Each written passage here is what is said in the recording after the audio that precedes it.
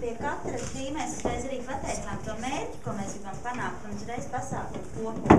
Tātad lojalitāte skolai, pozitīvā vide, kas ir automātiski radīta vienotu skolas himnu un iedzīvināt iekšējo radio.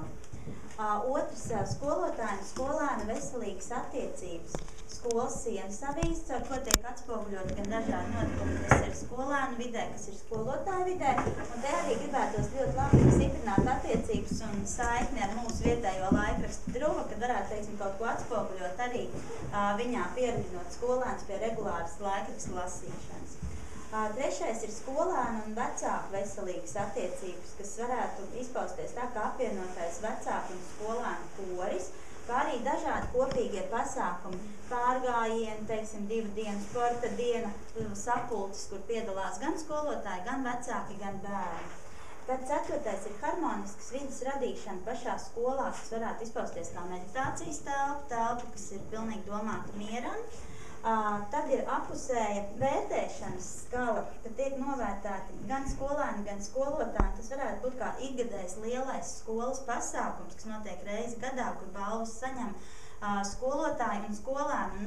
Tas vērtējums tiek saņemts no šīm pretējām pusēm. Skolēni vērtē skolotājs, savukārt skolotāji bērnus. Un tas varētu būt tā kā tradīcija, kas notiek katru gadu, un šo pasākumu gaida visi. Tad ir tā, ka interesanta skolas iekšējā dzīve, kas tiek panākta ar, teiksim, kopīgiem kino vakariem, tieši skolēniem. Tad ir dažādi tematiskie vakari, un šīs viņu intereses var uzzināt, veicot skolēnu aptauju, ļaujot viņiem pašiem iesaistīties tajā visā.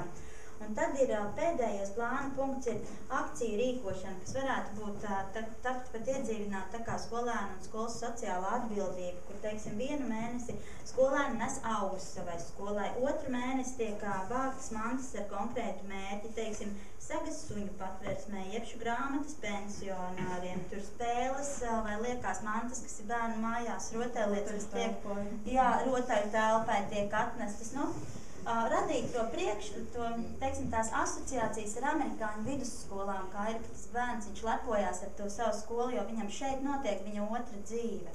Tāds ir tas mūsu plāniņš. Viss.